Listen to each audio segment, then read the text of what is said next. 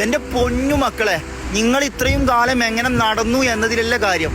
നരകത്തിന്റെ കവാടം പൂട്ടി വെച്ചിട്ട് സ്വർഗത്തിന്റെ കവാടം പരക്കെ തുറന്നിട്ട് തരുന്ന റജബ് മാസം നിങ്ങളെ മുമ്പിൽ വന്നിട്ടും എന്തൊക്കെ തരാൻ പറ്റുമോ ചോദിക്കണത് മുഴുവൻ വാരി കോരി തരുന്ന റജബും ഷഅബാനും റമദാനും എൻ്റെ മാസമാണ്, ഞാൻ എൻ്റെ അടിമകളിലേക്ക് അവരെന്താണ് ചെയ്യുന്നത് എന്ന് നോക്കി നിൽക്കുകയാണെന്ന് പടച്ച തമ്പുരാന് വാഗ്ദാനം ചെയ്ത റജബ് ഈസ് റെഡി.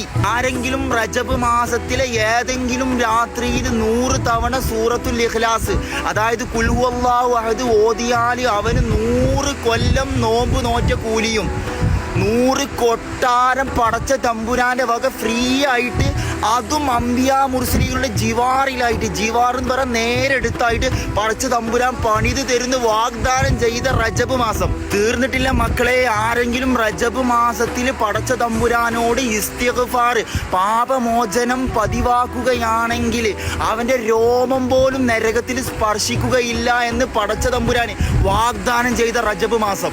ഓരോ മക്കളെ, ഇനിയും വേണോ ആരെങ്കിലും യൗമുൽ ജുമുഅ വെള്ളിയാഴ്ച ദിവസം 100 തവണ സൂറത്തുൽ ഇഖ്ലാസ് ഖുൽ ഹുവല്ലാഹു അഹദ് ഓതിയാൽ നാളെ ഖിയാമത്ത് നാൾ, അന്ത്യനാളിൽ മഹ്ശറയിൽ എല്ലാവർക്കും ഇടയിലൂടെ ഒരു പ്രകാശം വെട്ടിത്തിളങ്ങുന്ന രീതിയിൽ അവനെ സ്വർഗത്തിലേക്ക് ആനയിക്കുന്ന നേരത്ത് എല്ലാവരും അവനിലേക്ക് നോക്കിയിട്ട് പറയൂത്രേ, ഔ ഓൻ്റെ പോലെയൊക്കെ ഒന്ന് ആയാൽ മതിയെന്നു. അത്രക്കും ഓഫറുകൾ പടച്ച തമ്പുരാന് വാഗ്ദാനം ചെയ്യുന്ന റജബ് നമ്മുടെ മുമ്പിൽ എത്തി.